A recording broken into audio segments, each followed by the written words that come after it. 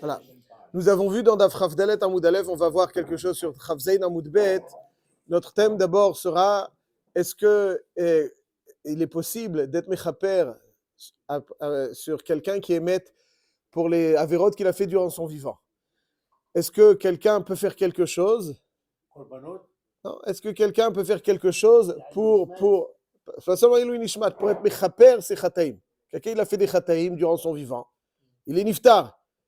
Alors on va donner de la tzedaka, Ilui Nishmato, on va faire ça. Est-ce qu'il y a ce concept-là? Où est-ce qu'on retrouve ce concept-là? Parce que c'est un concept qui a priori n'est pas tellement mouvan. Quelqu'un, durant la vie, HaKadosh Baruch Hu lui donne un certain nombre d'années pour faire ce qu'il doit faire. Il n'a pas fait ce qu'il aurait dû faire. Alors c'est maintenant, quelqu'un vient et donne la tzedaka pour lui, fait des choses, l'Ilui Nishmato, c'est un concept.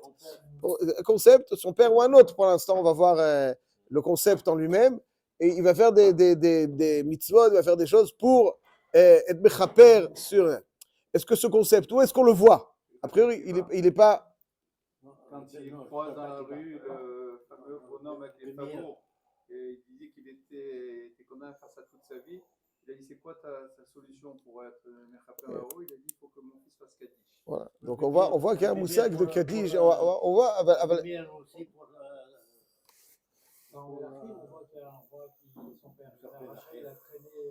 C'est vrai. Ça, c'est un zilzoul dans le met. Mais quelqu'un, il a fait des avérotes. Ça y est, il a été enterré. Il a été enterré. Oui, on voit que Rabbi Yochanan a été mechaper. Alors, il y a quelque chose d'assez intéressant. Quelqu'un, durant sa vie, il a fait des avérotes. Après, ça partira. Quelqu'un d'autre va venir et va pouvoir influencer. On va essayer de voir dans les textes avec votre permission. Donc, dans Daf Chaf Dalet, on avait vu qu'une femme qui est Noderet Benazir, et elle a prélevé ses korbanot, puisqu'on sait qu'un nazir, après avoir terminé sa tahara, il doit amener à Ola, Khatat et Shlamim. Et maintenant, donc, elle a prélevé la femme, donc elle s'est engagée à Nézirut. Elle a prélevé déjà les korbanot de Nézirut Tahara, et son mari est venu faire la bala. Alors, quel est le din? Alors, la Mishnah nous dit comme ça. Im shelo aita behema, ça veut dire si la behema qu'elle a prélevée appartenait au mari, alors elle retrouve son statut de choulin. Parce que le mari est meshouabad, a le devoir de fournir les korbanot à son épouse que si ils arrivent finalement à concrétisation. Si au moment du Ekdesh, si le Ekdesh n'aboutit pas, alors finalement il s'avère qu'il n'avait jamais le devoir de lui fournir ses korbanot. Donc ça veut dire que le Ekdesh de la femme dans les korbanot appartenant, dans les bêtes des korbanot appartenant au mari, dépend de la concrétisation. Si finalement ils arrivent à aboutissement, alors ils sont Kedoshim. Sinon, rétroactivement, on considère qu'ils ne sont pas Kedoshim parce qu'il n'avait pas le devoir, il s'avère qu'il n'avait pas le devoir de lui donner quelque chose qui ne va pas être concrétisé. Donc, chez Loaïta Behema, alors tous les korbanot qu'elle a prélevés, ils retrouvent leur statut de Choulin. Le bari, il a été méfer, donc c'est fini, il n'y a plus de Nézirut. Alors, si les korbanot appartenaient au mari, les béhémoth appartenaient au mari, une fois qu'il a été méfer, c'est fini. Veim shela eta behema, donc là, c'est pas conditionné. Alors, elle avait des bêtes à elle, donc elle a été makdish. Az le din, c'est pas conditionné là-dessus. Comme que toute personne qui est makdish sans condition explicite, az c'est kadosh. Alors, quel est le din des béhémoth, finalement, qu'elle ne va pas pouvoir offrir, puisqu'elle a cessé d'être nazir au moment de la krava? Qu'est-ce qu'on fait avec ces béhémoth? La Mishnah nous dit, comme c'est marqué dans Daf Chaf Dalet, achatat tamut. Veolat tikrav ola, ve'ashlamim tikrav shlamim. C'est-à-dire, le khatat, donc, parmi les trois korbanot, il y a ola, khatat et shlamim. Alors, le korban ola peut être offert en tant que nedava. Là, il n'y a aucune, ça veut dire, même si elle n'est pas nézira, quelqu'un qui décide d'amener un korban ola, il est tout à fait en mesure d'amener le korban ola. Shlamim, de même, quelqu'un qui a un korban shlamim, il peut avoir un korban shlamim. Khatat, imaginons que quelqu'un, on ne peut pas amener khatat nedava. Ça n'existe pas. Quelqu'un, il a prélevé un korban khatat parce qu'il a été Bechalel Shabbat. Ensuite, il meurt. Est-ce qu'on peut offrir le khatat à sa place? Est-ce qu'on peut? Quelqu'un, voilà, il a été mafrish un korban khatat et il meurt. Est-ce qu'on peut être mafrish? Donc, s'il a été mafrish un korban ola nikrav nedava. Shlamim, il y a aussi nedava. Mais khatat, c'est à cause d'une faute. Parce que tu peux pas, alors quoi, il y a un khatat, quoi, c'est le fauteur qui doit amener. Le fauteur n'étant plus là, alors le dîner est qu'on ne peut pas être makriv la bête, et donc on est quelque part dans une impasse. Elle est kdosha, mais kdosha tagouf. Et celui qui se devait de la porter ne peut pas la porter. Alors quel est le din? Il a déjà consacré. Tout à fait. On la laisse mourir. Donc il y a un din de khatat chez Metou Be'alea, on la laisse mourir dans certaines conditions. Le din de quelqu'un qui a volé un animal, il l'a sanctifié. Est-ce que ça, quelque part aussi, conserve la doucha?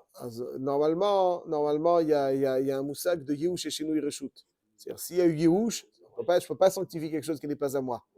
Mais quand il le vole et qu'il y a Yehush, et par le Ekdesh et Shinui Reshut, ça peut marcher.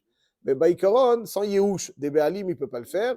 Et là, donc, on parle de quelqu'un qui a été Makdish, une Béma qui était à lui, il meurt, donc on ne peut pas, Makdish un Khatat, donc il meurt, on ne peut pas être Makdish. Ça, c'est. Peut-être que la femme, ce qu'elle a pris sans l'autorisation de son mari, par un vol, on peut le ramener à un statut de vol. C'était pas vraiment un vol, parce que ça veut dire que même si le mari lui a permis, parce qu'il a le devoir de lui fournir les corbanotes, pas dans les dava, comme on l'a dit la dernière fois, mais dans les chiyuvim qu'elle a, dans les zirout par exemple, il doit lui fournir les corbanotes. Donc elle pouvait être makdish, les behemoth du mari. Mais étant donné que ce n'est pas les siennes, le ekdesh dépend de la concrétisation des behemoth. C'est pas du vol. Aval al-kol panim, le ekdesh dépend de la concrétisation de la krava. Si on peut être makriv, c'est kadosh. Si on ne peut pas être makriv, c'est pas kadosh. Ça, c'est vrai dans les. Mais dans la femme, on ne dit pas comme ça. Dans la femme, on dit à partir du moment où il a été makdish, c'est à elle. Parce que lui, tout le quart de ekdesh, c'est le shiaboud, dans les nechassim du mari. C'est un shiaboud. Il a un shiaboud, ouais. S'il n'y a pas de shiaboud, elle n'a aucun quart. Mais là, c'est à elle. C'est pas une dit shiaboud. Quand c'est à elle, c'est à elle. Donc quand c'est à elle, et donc elle est et que il y a la hafara, c'est semblable. Donc la hafara du mari est semblable à Khatat Shemetu Be'alea. D'accord? Pour le Korban Khatat, c'est semblable à Khatat Shemetu Be'alea. Alors d'où est-ce qu'on sait que Khatat Shemetu Be'alea Tamut? Ça, c'est une halakha le Moshe Misinaï. Maintenant, dans Daf Rav Zayin, donc le Daf du jour, il y a une braïta qui nous est rapportée et qui se trouve dans Kritut Daf Rav Zayin Amoudbet. Il y a marqué à propos du Nassi, du Korban Khatat du Nassi, Blineder. Une fois, il faudrait rentrer plus dans les détails. Quelle est la singularité du Korban Khatat du Nassi? Mais un Nassi, donc un Meler qui a fait une erreur, qui a créé un Korban Khatat, il y a une certaine loi qui régisse son Korban Khatat. Et dans le Pasuk, on nous précise Daelav Khatato Asher Khataba, Vevi et Korbano. Et la Gemara, elle dit Vevi, on ne dit pas et Korbano Seirizim Zachartamim. On aurait dû dire Vevi Zachartamim. Ouais, on aurait dû. Vevi et Korbano. On a bien compris que c'est un Korban. Alors pourquoi on précise Korbano? Bekorbano ou Yotse, Ve'eno Yotse, Bekorban Aviv. Ça veut dire que quelqu'un qui aurait prélevé un Korban Khatat, qui serait décédé, son fils peut-être fait la même erreur. Et donc il voudrait utiliser le Korban de son père pour lui-même. Alors on lui dit Korbano. La Torah précise Korbano, Bekorbano Yotse, Ve'eno Yotse, Bekorban Aviv. Donc avec le Korban Aviv, il pas. Voilà. Tosfot, il demande pourquoi tu as besoin d'un pasouk? Car ici, dans la Chalabushi Sinaï, que Khatat Shemetu Be'alea, ça marche. Ça marche à Tamut. On sait que Khatat Shemetu Be'alea, c'est la Chalabushi Sinaï, on parle d'un pasouk là-dessus. Qu'est-ce que le pasouk de Korbano vient rajouter? C'est pas mal, la Chalabushi Sinaï.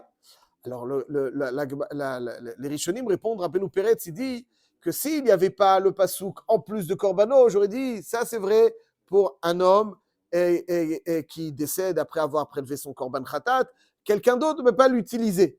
Soit, parce que c'est. Mais le fils, finalement, il est le prolongement du père. Aziacholiot, c'est le prolongement du père, Brakarade à vous. Et comme il est le prolongement du père, Aziacholiot, qu'il pourra, oui, être makriv le Korban de son père, Kamash Malan, qui ne peut pas être makriv le Korban de son père. Ça, c'est donc le premier yesod qu'il y a marqué dans.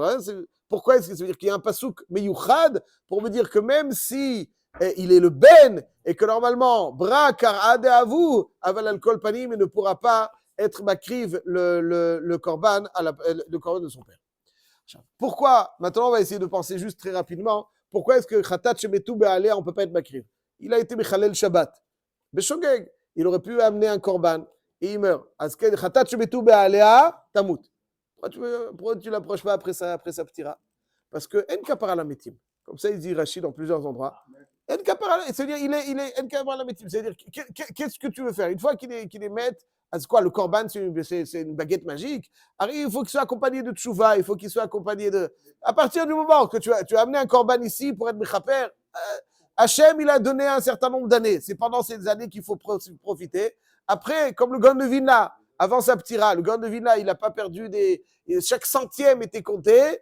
Et il accepte, il attrape ses talitotes à la fin, ses tzitziot à la fin de sa vie. Il pleure. Il dit dans ce monde-là, avec quelques proutotes, on peut être de mitzvot. Et dans l'olam haba, c'est la mitzvah hofshi. Donc, donc ici, c'est ça, c'est le vort. Le vort dit que tu ne peux pas être mechaper pour un maître. Le travail, l'évolution, la progression se fait b'chaim. Après la mita, malasot. La mita en elle-même, elle est mechaper ou ben adam? C'est vrai aussi. C'est vrai aussi. Alors, c'est quoi la question? S'il est mort, le bonhomme, il est mort. Bon. Il a été mechaper. Donc vous dites c'est Mishum que la mita elle-même, elle est mechaperet. Dans Rashi, il y a marqué dans plusieurs endroits, c'est aussi vrai, les maaseh lo shayach kaparav. C'est-à-dire que la kapara, elle vient avec la tchouva. Est-ce qu'un maître, b'chaim, tu as une mitzvah de tchouva? Si tu n'as pas fait tchouva, b'chayav, qu'est-ce que oui, c'est vrai. Mais il y a quelque chose dans la mita qui secoue et qui finalement apporte une certaine dimension. Mais après la mita, est-ce qu'il y a, donc la mita est vraie. Après la mita, donc est-ce qu'il y a lieu d'une kapara après la mita? C'est la question. Le gars, il est mort. Tu offres pas le korban khatat parce que ça n'a plus de sens. Pourquoi? Parce qu'il est mort, ça y est. Donc on voit qu'une fois qu'il est mort, tel qu'il est, après que je il y a de nos tolekav zechut. Alors n'oublie pas l'imazé. En quoi est-ce que tu fais ici, ça peut influencer pour lui? Quel rapport? Limite, ce que lui il a fait, oui, mais ce que l'autre il fait, oui. Là, un il fait pour une personne, il vient de baiser. Si quelqu'un il fait, pour lui, c'est là, Shimon, il a fait des bêtises. Rouven, après sa mort, il vient, il fait des choses pour Shimon. C'est pour elle. Comment ça marche? Arvout, comment ça marche? C'est un sujet qu'il faut bien développer. Mais je vous dis tout de suite, il y a des rishonim qui disent que ça n'existe pas. C'est chacun pour soi. Je n'entends pas chacun pour soi dans le mauvais sens du terme. Mais quelqu'un qui Bechaim, tu es Bezaket Arabim, alors tu fais des belles choses, tant mieux. Tu avais des bêtises, quoi? Parce que comment c'est magique. Maïnian baiser. Il n'y a pas d'évolution après la mita. Après la mita, il y a évolution dans le Gan Eden, mais il n'y a pas d'évolution dans le. Comment ça marche? Bon, c'est un sujet qui mérite d'être largement développé. Ce que je peux dire, et ce qui est difficile dans les poskim, finalement, après un gros débat dans les Rishonim, c'est le thème suivant. C'est rapporté dans le Shulchan Aruch, dans le Bet Yosef, Maran Bet Yosef, dans deux endroits. Dans Ilchot Shabbat, Siman Resh Pedalet à la fin, et dans le Bet Yosef, Ilchot Yom Kippourim, Siman Tav Resh Chaf Aleph. Alors je vous lis juste un petit peu ce qu'il y a marqué dans le Bet Yosef au nom du Shibbolé Aleket. Donc finalement, à la Chale Maaseh, oui, j'ai lu un petit peu plus encore. Il y a marqué qu'à Rosh Hashanah, Sifrei Hayim ve Sifrei Metim Tuchim Lifanav. Sifrei Hayim, Sifrei Metim, alors on comprend que Sifrei Hayim, ceux qui vont vivre, ceux qui, Khalila, ne vont pas. Mais Chazal explique que Sifrei Chaim, ça veut dire ceux qui vivent, et Sifrei Metim, ça veut dire qu'Akadosh Baruch Hu juge les Metim chaque année. Pourquoi? Il les met. Qu'est-ce qu'il y a? Mayesh pour Makom Ladoun. Le pshat est chacun, durant sa vie, laisse un impact. Aucune personne qui a vécu, pratiquement, n'a laissé aucune influence sur terre. Toute l'influence. Quelqu'un qui a fait faire des mitzvot, alors il a fait faire des mitzvot à Rouven. Rouven, il a eu des enfants, et a des petits-enfants, et a des petits-enfants. Tout ça, c'est grâce à celui qui, durant sa vie, lui a fait faire ce qu'il a fait faire. Donc, chaque Rosh Hashanah, on va dire, voilà, on va comptabiliser. Durant ta vie, voilà les conséquences que tu as eues. Et Khalila, pour la Vera, c'est la même chose. Quelqu'un, il est choté ou marti et arabim. à cause de lui, lui, il est choté, à cause de lui, ses enfants, à cause de lui, l'autre, il le voit, à cause de lui. Donc, le capital de Zruyot, il grandit chaque année. Il change, ouais, il évolue. Ouais, il a encore des petits-enfants qui ont des petits-enfants qui ont des petits-enfants. Dans le cas contraire, etc. Dans le cas contraire, c'est la même chose. C'est ça, Sifrei Metim. C'est-à-dire que le Baruch Hu, il est dan les Chaim et les Metim. Chaque Rosh Hashanah. Parce que chaque année, il se passe quelque chose qui est la conséquence d'une vie. Même lorsque quelqu'un a disparu. Alors, comment on fait? Alors, et il y a marqué, je précise aussi, il y a marqué que dans les Rishonim, que Yom Kippourim s'appelle au pluriel Yom Kippourim parce qu'Hachem il mechaperu Chaim au Metim. Donc, il y a une dimension de kapara, même au Metim. Rosh Hashanah, Sifrei Chaim et Sifrei Metim. Et Yom Kippourim, c'est kapara au Chaim au Metim. Comment on peut être mechaper au Metim? Quoi? Il fait tchouva le Met. Bishlam Chaim. Il dit, Achar Kirat Torah na'agu la'azkir shemot u'varech ha'oskim betzorchei tzibur. Et il y a un midrash qui est rapporté à partir de Egla Rufa, dans lequel il y a marqué Kaper le'amecha Israël elu hachaim, asher padita elu hametim. Agid she'hametim tzrichim kapara. Imtzenu lemedim, etc.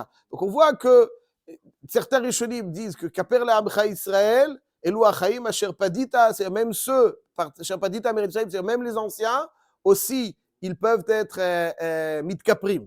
Et donc, quand on donne la tzedaka et on s'inspire notre motivation, c'est la personne pour laquelle on va donner des brachot, et donc il va être la source d'inspiration de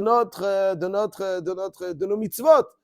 S'il adhère à cela et qu'il est une source d'inspiration, et s'il avait été vivant, il aurait adhéré à cela, il est notre source d'inspiration. Donc finalement, on considère Bechasdei Aboré, c'est de considérer que ce que lui fait, ce qu'on lui fait ici, Baolam Hazeh, puisque c'est grâce à l'inspiration qu'il nous a offert durant sa vie, Azmimeila, on considère aussi comme s'il y a d'Arichta. Donc le Niftar, ça continue. Donc concernant le Korban, Kol Kulo Tchouva.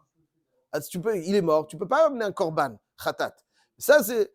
Quand quelqu'un il a une source d'inspiration, le Chesed, la Tzedaka, le Mechaperet, est-ce qu'on te donne la Tzedaka, on donne ce qu'il faut donner pour l'Ilou Nishmat de quelqu'un, finalement, on considère comme si lui le faisait. Donc, ça, la Tzedaka elle-même, elle est Mechaperet parce qu'il est une source d'inspiration, il laisse un impact, et là-dessus, Bechasdei Aboré. Donc, c'est que dans le Korban qu'on dit que ça ne peut pas marcher pour quelqu'un qui est défunt, parce que Korban, c'est impérativement aussi la Tchouva, Aval al-Kol Panim, la Tzedaka qui est Mechaperet,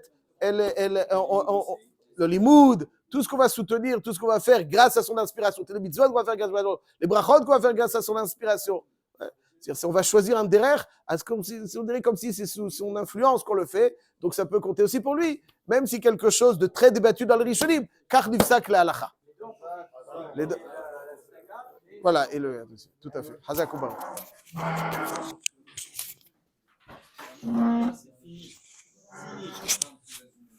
Je t'apporte